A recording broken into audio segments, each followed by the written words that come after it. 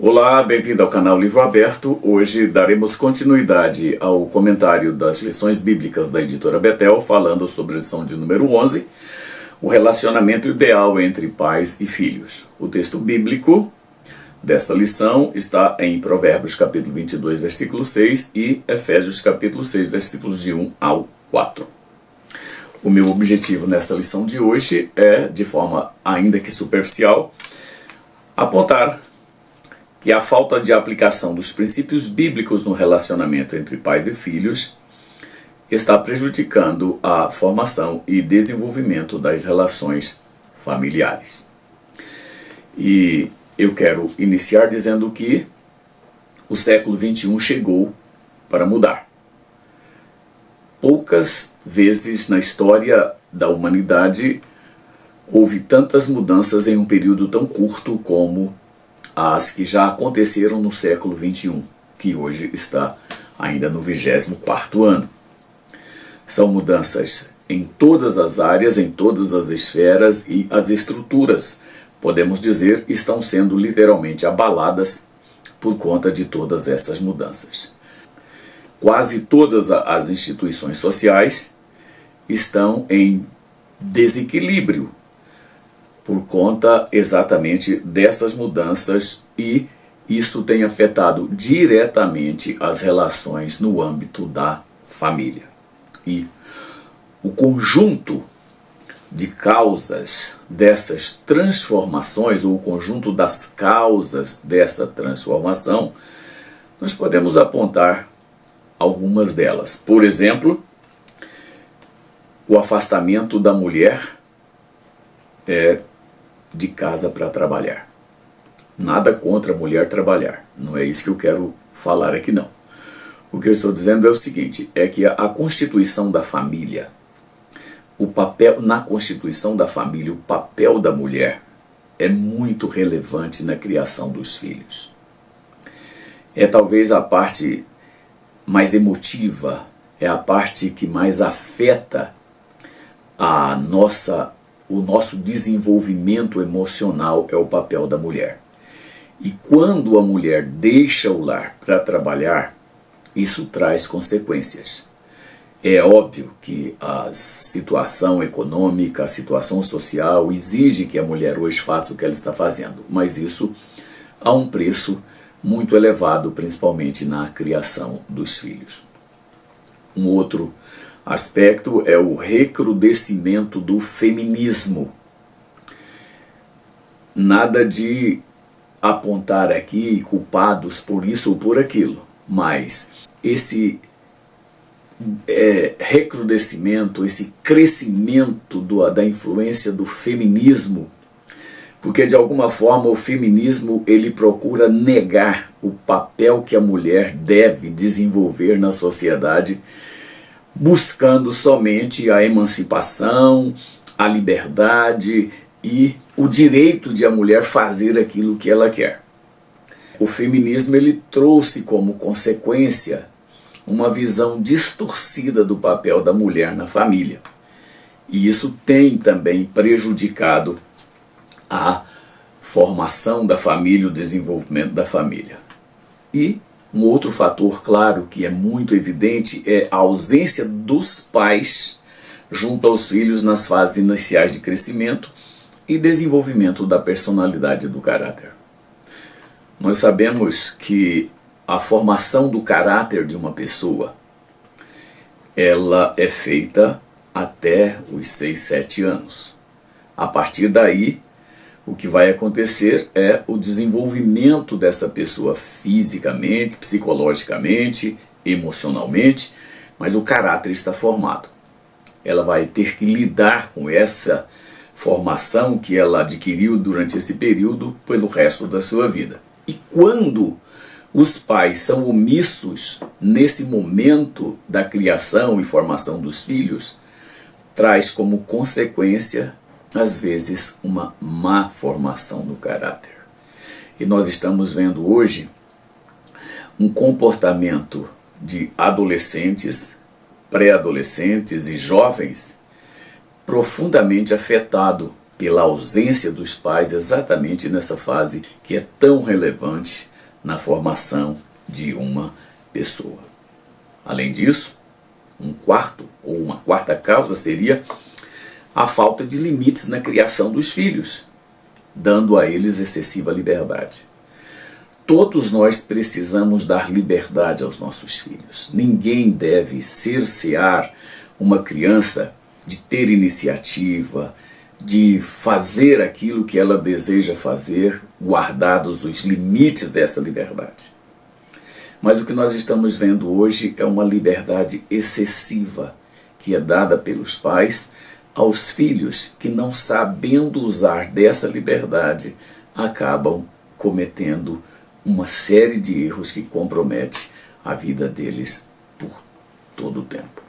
E ainda uma quinta causa dessas mudanças é a própria mudança dos padrões sociais e culturais. Hoje nós vivemos sob o signo da informação rápida, das coisas que acontecem imediatas. Nós estamos hoje vivendo sob a égide da internet, dos streamings e tudo que pode nos afetar e modificar a nossa visão daquilo que seria, entre aspas, normal dentro da sociedade. Essas mudanças socioculturais, decorrente do avanço científico e tecnológico, decorrente da mudança de visão que a sociedade hoje tem de mundo, trouxe muitas alterações no âmbito da família.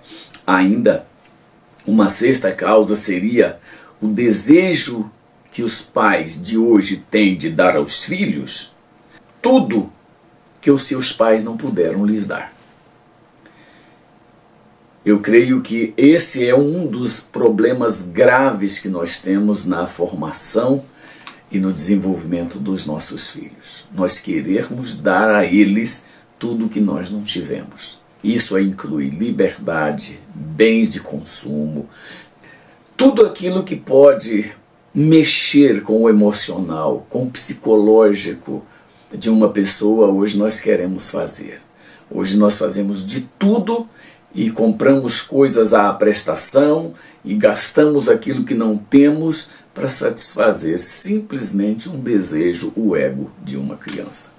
Isso é um erro que nós estamos cometendo. Infelizmente, eu diria, quanto maior é o poder aquisitivo das famílias, maior é o erro que eles cometem nessas áreas. Porque quando os pais são pobres e que não podem comprar aquilo que eles gostariam de dar aos filhos, isso não ocorre com muita frequência. Mas quando as famílias são um pouco mais abastadas e que os filhos podem ter tudo o que querem, isso é um erro grave.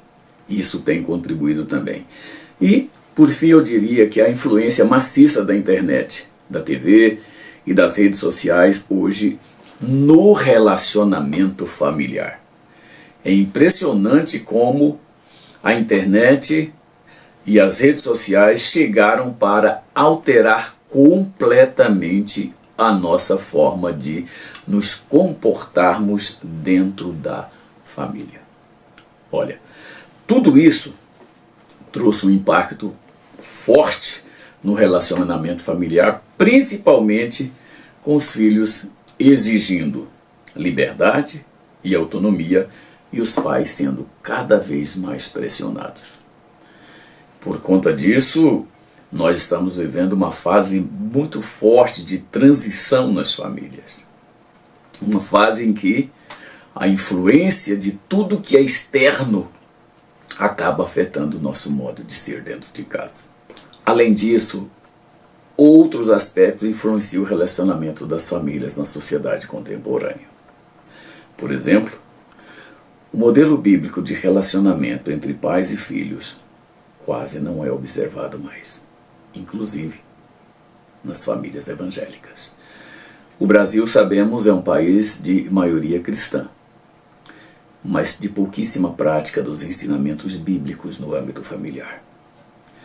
Não lemos a Bíblia, não as ensinamos de como devemos, não propomos viver de acordo com ela, e isso tudo tem afetado profundamente a formação de nossos filhos e o relacionamento no âmbito familiar. Isso ocorre também em função do pouco valor que é dado ao padrão de vida religiosa que colocaria a palavra de Deus no centro da convivência familiar. Eu diria que a falta de ensino nas atividades como culto doméstico, orações coletivas da família e até mesmo falha nas igrejas. As igrejas hoje estão muito mais preocupadas com o entretenimento, com arrecadações de dinheiro, em oferecer aquilo que as pessoas querem ver e ouvir, sem apresentar o verdadeiro ensino bíblico que modifica e transforma a vida das pessoas. Isso também tem contribuído muito para dificultar o relacionamento dentro da família. Eu quero dividir esse assunto em 3 tópicos e, por fim, fazer algumas aplicações. E o primeiro tópico que eu quero discutir é qual a responsabilidade ou qual a atribuição dos pais na criação dos filhos.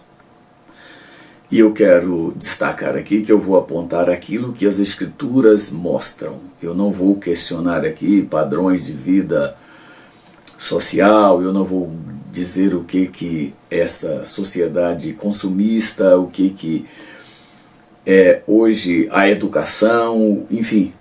Eu não vou apontar isso que lá fora é mostrado. Eu quero apontar aqui apenas os traços de um comportamento que seja centrado na Bíblia e que os pais devem colocar em prática na criação de seus filhos. E o primeiro deles, eu diria que a responsabilidade dos pais é criar os filhos nos caminhos do Senhor.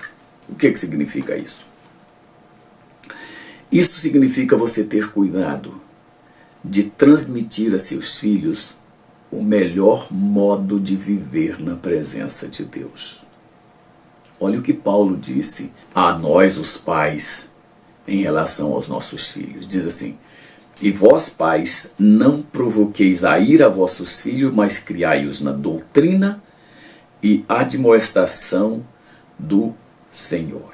Eu quero apenas fazer um destaque aqui. Primeiro, a palavra pais aqui é pater, o que se refere ao homem e não ao casal. A palavra grega que se refere ao casal, quando fala pais, não é pater, mas goneus. Agora, veja, diz assim: não provoqueis a ira a vossos filhos, mas criai-os na doutrina. A palavra doutrina aqui é a tradução de uma palavra grega chamada paideia. A paideia para o grego era o conjunto de tudo aquilo que um filho poderia receber no processo de formação. Tudo. Desde a mais tenra idade, a criança já começava a ser influenciada pelos pais, até a sua conclusão dos seus estudos do nível mais elevado. Esse conjunto que ele recebia chamava-se paideia.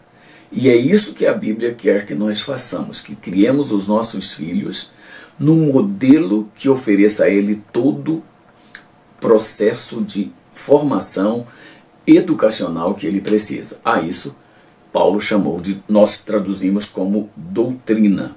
E criai-os na doutrina e admoestação. Admoestar significa você orientar adequadamente.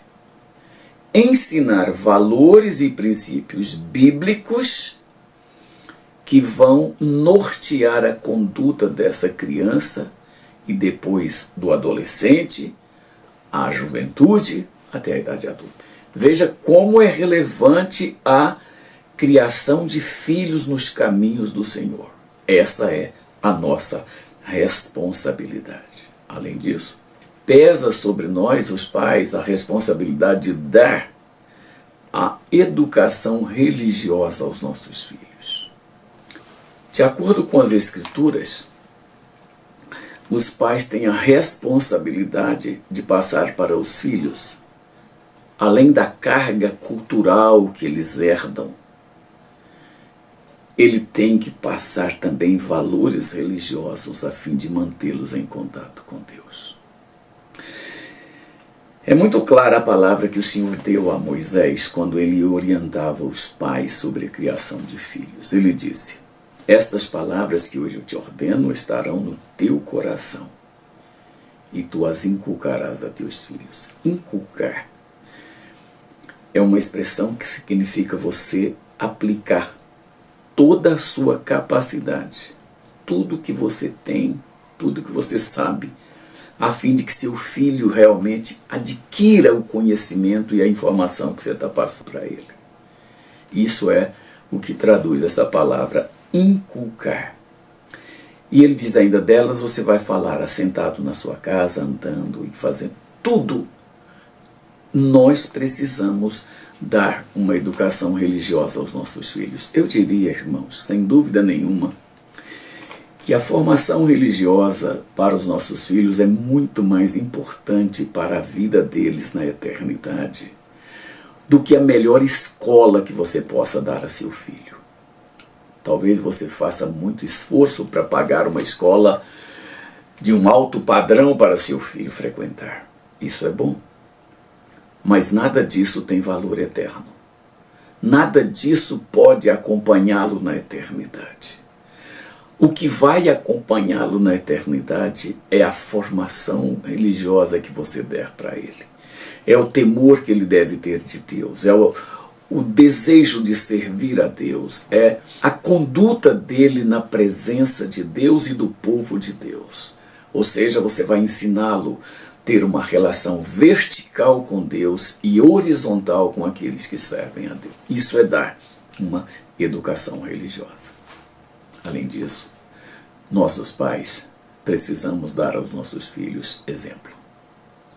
Nada, eu diria, é mais importante para ensinar os filhos do que o exemplo. Eu costumo dizer às vezes que os nossos filhos não fazem o que nós mandamos. Eles fazem o que nós fazemos. Então, se você quer que seu filho seja educado com ele. Se você quer que seu filho seja respeitoso com ele. Seja respeitoso dentro da sua casa com a sua esposa. Se você quer que seu filho faça qualquer coisa, faça você mesmo para ele ver.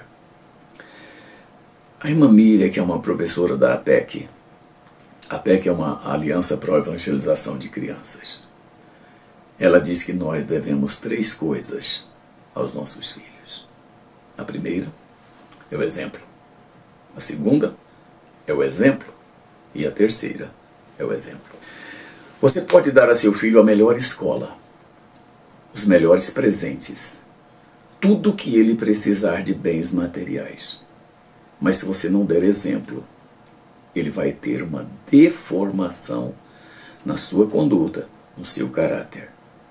Porque ele vai fazer exatamente aquilo que você faz. Não tenha nenhuma dúvida disso. Por isso, quando Paulo escreveu a Tito, ele diz o seguinte: olha, torna-te para eles padrão de boas obras no ensino, na integridade, na correção, na sinceridade. Conserva o padrão da sã doutrina que de mim ouviste, com fé e amor que estão em Cristo Jesus. É isso que nós, os pais, precisamos fazer. Os pais, como eu disse, devem dar exemplo aos filhos, principalmente no relacionamento com Deus. Nós estamos vendo uma geração que está se afastando das igrejas. Poucas famílias hoje estão completas dentro da igreja. A maioria das famílias tem algumas pessoas que não mais frequentam a igreja. E isso decorre do exemplo dos pais. Eu não tenho a menor dúvida disso. A minha experiência já de mais de 40 anos no ministério tem me mostrado que o comportamento dos pais influencia os filhos na igreja muito mais do que qualquer coisa. Paulo, escrevendo aos Efésios, capítulo 6, versículo 4, ele diz: vós pais, pater. Aqui a palavra pater. É você, o pai. Você precisa, de fato, fazer isso. Não provoque a ira a vossos filhos, mas criai-os na disciplina, a paideia e na demonstração do Senhor. É isso que nós precisamos fazer. Além disso, os pais ainda têm a responsabilidade de disciplinar e orientar. Eu diria que os pais são chamados a disciplinar e orientar os filhos para ajudá-los a crescer de maneira justa e correta. Olha o que o livro de Provérbios diz para nós, os pais. Instrui o menino no caminho que deve andar e até quando envelhecer não se desviará dele. Sabe o que significa a palavra instruir? Originalmente essa palavra significa educar e não apenas ensinar. Significa também treinar. Imagine aqui o papel de um professor, de um técnico que treina um profissional para que ele atinja determinados objetivos em sua carreira como atleta, como esportista. É isso que é instruir, que a Bíblia diz. Além disso, eu disse que não é apenas instruir no sentido simples da palavra, mas educar. Instruir não é o mesmo que educar. Educar é muito mais abrangente. Enquanto instruir, eu diria que é para uma função específica, é para aprender, por exemplo, uma profissão, uma técnica qualquer. Educar é para a vida, é para dar à pessoa uma perspectiva de vida e uma vida que seja correta, uma vida que seja certa. Isso é educar. Portanto, eduque, treine a criança ou o menino no caminho que deve andar e até quando crescer não se desviará dele. E eu diria que cabe aos pais corrigir os filhos a fim de que se comportem adequadamente de acordo com a vontade de Deus. Existem inúmeros textos bíblicos que falam sobre a nossa responsabilidade de corrigir os nossos filhos, de impor limites. Aliás, uma das palavras bíblicas que tem muito sobre correção de filho é vara. Por exemplo, Provérbios 23, versículos 13 e 14 diz assim: não deixe de disciplinar a criança, se a castigar com a vara não morrerá. A palavra vara, claro, ela significa literalmente aqui pegar um bastãozinho e bater. Mas a ideia mais importante aqui não é a de bater. A ideia da vara é a de impor limites. Sabe, em algumas famílias antigas, quando a gente ainda podia usar a vara para corrigir os nossos filhos em casa, as mães costumavam, muitas delas, dependurar um cinto na parede ou colocar uma vara na parede que o filho sempre via e sabia que aquela vara, que aquele cinto estaria ali pronto para corrigi-lo. Aquilo ali fazia com que aquela criança temesse e não praticasse muita coisa, porque ela sabia que se ela fizesse aquela varinha, aquele cinto iria com certeza fazer alguns efeitos na vida dela. É isso que as Escrituras dizem. Nós precisamos impor limites. Nós precisamos ter cuidado com isso na criação dos nossos filhos. E nós precisamos também amar e cuidar. Veja, os pais são instruídos a amar seus filhos, proporcionando-lhes um ambiente seguro, saudável e acolhedor. Paulo, escrevendo a Timóteo, ele diz: olha, se alguém não cuida dos seus, principalmente dos que estão dentro da sua casa, dentro da sua própria família, negou a fé. E é pior do que um descrente, ou é pior do que um infiel. Então imagine a nossa responsabilidade de amar e cuidar dos nossos filhos. E, por fim, eu diria que a grande responsabilidade dos pais também está em impor limites na forma de relacionamentos. Amados, os pais não podem abrir mão do seu papel de pater, de responsável pela criação dos filhos, daquele que tem que dar exemplo. Você não pode trocar esse papel por nada mais. Eu vejo que nas famílias modernas, muitos pais trocaram essa responsabilidade, esse dever, para ser amigos de seus filhos. Nós não podemos ser amigos de nossos filhos antes de ensiná-los, antes de mostrar a eles como deve ser a conduta de uma pessoa na presença da família, da sociedade e principalmente de Deus. Se você não impõe limites ao seu filho hoje, pode ter certeza, ele não vai te respeitar no futuro. Ele vai passar por cima de você. Limites têm que ser estabelecido e estabelecido aqui agora. Eu não vou querer voltar a 50 anos atrás, a 60 anos atrás, no tempo que eu fui criado. Mas eu diria que hoje nós perdemos as rédeas dos limites que devemos impor aos nossos filhos. Eu vejo às vezes comportamento de crianças na igreja que evidenciam claramente que os pais não impõem nenhum tipo de regra, nenhuma orientação fundamental na convivência com aquele filho dentro de casa. Os filhos fazem literalmente o que querem dos pais e onde estiverem. Isso é muito, mas muito terrível. E o tópico número 10 da nossa lição é sobre quais as atitudes que os filhos devem desenvolver em relação aos seus pais, de acordo com a palavra de Deus. As Escrituras são muito claras quando elas dão aos filhos a orientação sobre como deve ser a conduta deles em relação aos pais. E a primeira dessas atitudes que deve ser colocada em prática pelos filhos em relação aos pais é obedecer e honrar. Claro, os progenitores são aqueles que nos deram o privilégio de existir. E a eles nós devemos, além da obediência, a honra. Isso é natural. Isso é o óbvio, eu diria. O direito dos pais sobre os filhos é um direito sagrado, pela palavra de Deus, e deve ser observado pelos filhos.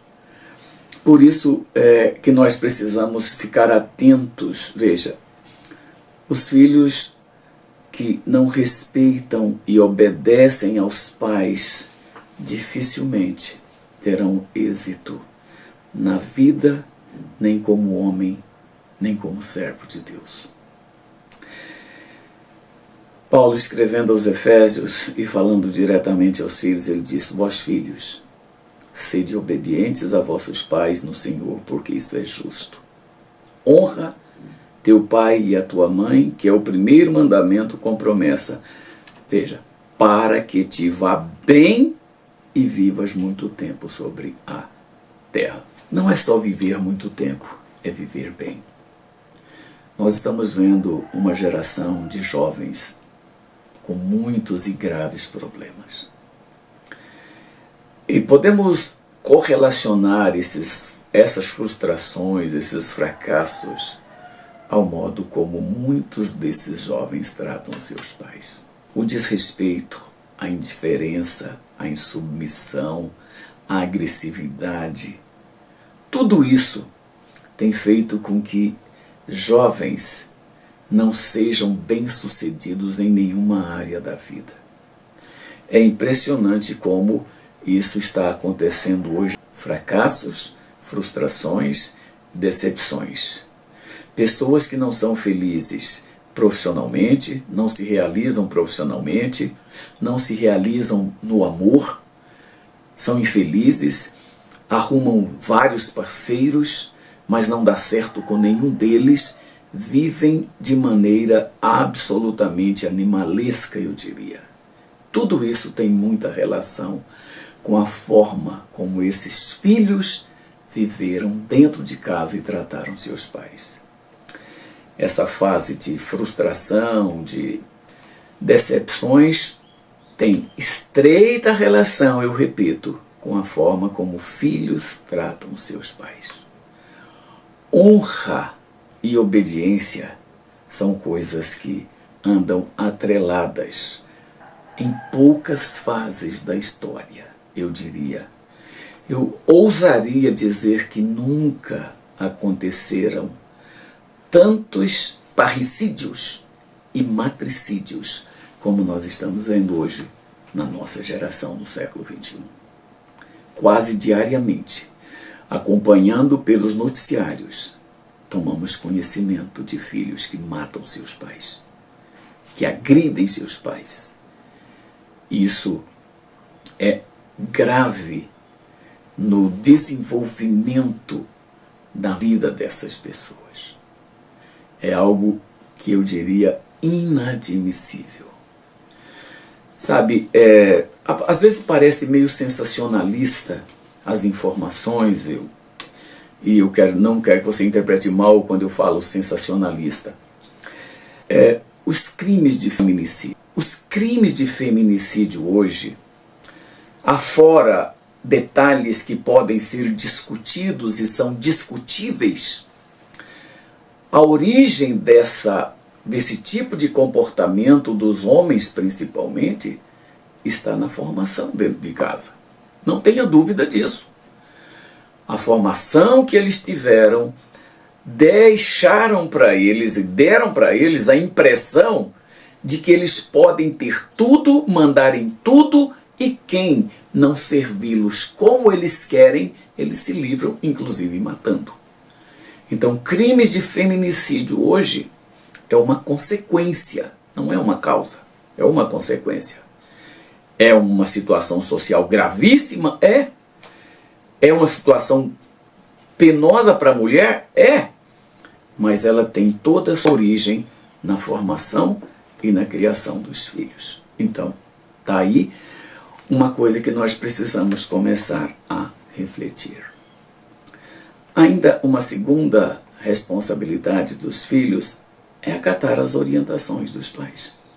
Até recentemente, a opinião das pessoas mais velhas era considerada a mais importante na hora de tomar uma decisão. Existem países aí fora que os idosos são contratados para orientar, para conversar com as pessoas sobre suas experiências, frustrações, decepções, sobre seus êxitos também. Mas as mudanças na sociedade ocorridas nas últimas décadas fizeram com que essa situação mudasse. Mas o pior é que nós estamos perdendo com isso. A desvalorização da opinião das pessoas mais velhas tem trazido muitas, mas muitas consequências graves para essa geração jovem. A opinião de mais velhos às vezes não é levada em conta e isso traz frustração. Eu tenho o privilégio de ser educador. E na minha experiência como educador, eu tenho percebido muitas vezes que a falta de dar atenção a uma orientação de uma pessoa mais velha causa frustração. Por exemplo, um orientador educacional que seja dedicado, que seja competente, ele pode, com uma conversa com um adolescente, sugerir e encaminhar aquele adolescente para uma profissão que ele vai se ajustar. Mesmo com as mudanças rápidas que nós estamos vivendo hoje na sociedade. Mas quando esses adolescentes e jovens não ouvem uma orientação, o risco que eles correm de entrar numa profissão ou de tentar uma profissão que não é adequada para ele é muito grande. Eu já presenciei isso muitas vezes. Às vezes eu orientei um aluno para seguir determinada carreira ou fazer determinado curso, ele diz, não, eu não quero isso, eu quero fazer isso. Vai. E depois se decepciona. Então, essa é uma situação que hoje é muito recorrente. Interessante que Jó, e foi o próprio Jó que disse aqui no capítulo 2, diz assim, ó, com os idosos está a sabedoria, e na abundância de dias o entendimento. Mas quem é que dá atenção a isso? Velho hoje é decrépito, é ultrapassado, é retrógrado, não tem perspectiva de vida. Aliás, nem sabe lidar com esses equipamentos, com essa parafernália tecnológica toda que existe aí. Então, por isso, muitas vezes, são absolutamente ignorados. Isso é um erro grave. Quando a Bíblia diz que os filhos devem honrar pai e mãe, não, a Bíblia não está brincando. Isso é verdade absolutamente. Quando o escritor de Provérbios disse, olha, guarda, filho meu, o mandamento do teu pai, não deixes a instrução da tua mãe, o escritor sabia o que estava dizendo. Porque aqui há uma inspiração de Deus para ele escrever o que ele escreveu. Além disso, os filhos devem ter o cuidado de oferecer aos pais o que os pais ofereceram a eles na infância, que é o conforto e a segurança. Amados, é muito triste a gente perceber hoje que muitos pais vivem abandonados, vivem isolados. E, aliás, esse comportamento tem feito com que muitos idosos contraiam doenças graves e morram, simplesmente pelo abandono de seus filhos. É triste você conversar com um idoso que está abandonado pela família. Está num asilo, está num ambiente hospitalar abandonado. É triste demais. Os filhos precisam cuidar e oferecer conforto e segurança aos pais. Eles têm a responsabilidade de cuidar da saúde, do bem-estar, quando seus pais atingirem a velhice. Asilo não é lugar de pais que têm filhos. Eu diria que o asilo é lugar onde deve ir aqueles que não têm um parente sequer, que não tem ninguém para cuidar deles. Assim como os pais fizeram de tudo para dar o melhor aos filhos, os filhos devem fazer de tudo para dar o melhor aos pais. Aliás, Paulo, escrevendo a Timóteo, ele dá uma orientação aos parentes. Ele diz o seguinte: mas se alguma viúva tiver filhos ou netos, eles devem aprender primeiro a exercer piedade para com sua própria família e a recompensar seus pais, porque isso é bom e agradável diante de Deus. Agora, veja esse mesmo versículo, como ele foi traduzido na Nova Versão Transformadora. Diz assim, olha: mas se elas tiverem filhos ou netos, a primeira responsabilidade deles é mostrar devoção no lar e retribuir aos pais o cuidado recebido. Então veja que cuidar dos pais, cuidar dos parentes, é uma responsabilidade muito, mas muito grande que nós temos. E a terceira parte desse nosso comentário de hoje, eu quero falar sobre atitudes e princípios que devem ser desenvolvidos no lar, tanto pelos pais quanto pelos filhos. Primeiro, os ensinos fundamentais relativos à vida espiritual devem ser cultivados pela família, a fim de tornar o ambiente doméstico um espaço que dê oportunidade ao pleno desenvolvimento de cada um que está frequentando. É importante que nós tenhamos esse cuidado, essa perspectiva, que os ensinos fundamentais relativos à vida espiritual são mais importantes, eu repito, do que qualquer outra contribuição que a gente possa dar para os nossos filhos. Eu vejo pais que se preocupam em dar coisas caras, presentes e tudo mais para os filhos. Isso é bom. Se os pais têm condições, é bom. Mas o mais importante é aqueles que se relacionam à vida espiritual. Os membros da família devem cultivar a oração coletiva. Claro, nós devemos ter os nossos momentos particulares de nossa relação com Deus. Nós precisamos orar com exclusividade, nós precisamos ler a palavra de Deus, nós precisamos estudar a Bíblia, mas dentro do lar, muita coisa precisa ser feita coletivamente. Os pais devem Desenvolver o hábito de estudar a palavra de Deus. Eu vejo que muitos pais, às vezes, mandam os filhos ler a Bíblia. Eu não acho essa uma atitude correta. Nenhum pai deve mandar o filho ler Bíblia. Os pais devem ler a Bíblia para que os filhos vejam. Não necessariamente ler para eles, mas ler. Se seu filho olhar para você e ver que você está lendo a palavra, ele vai refletir a respeito. Pode ter certeza disso. Todos devem procurar viver por modo digno do Evangelho. Paulo, escrevendo aos Filipenses, capítulo 1, versículo 27, ele diz: tão somente portai-vos por modo digno do Evangelho. Agora, cada um de nós, que somos pais, ou que somos filhos, devemos refletir o que significa viver por modo digno do Evangelho. Esse mesmo texto, na Nova Tradução da Linguagem de hoje, diz assim: olha, não importa o que aconteça, viva a sua cidadania por modo digno do Evangelho. Cidadania, a gente sabe, é o conjunto dos deveres e obrigações que cada um tem na vida. Então, isso significa que você deve fazer isso estando de acordo com a palavra de Deus. Olhe, atitudes como o perdão, a valorização do outro, o respeito e companheirismo são essenciais para o crescimento espiritual, emocional e psicológico da família. Se em nossas casas nós não cultivamos isso, que nós não desenvolvemos isso, haverá com certeza uma lacuna que não vai ser preenchida por nada. Absolutamente nada. E todas as famílias devem se esforçar para que no ambiente familiar haja prática das seguintes atitudes. Primeiro, perdão.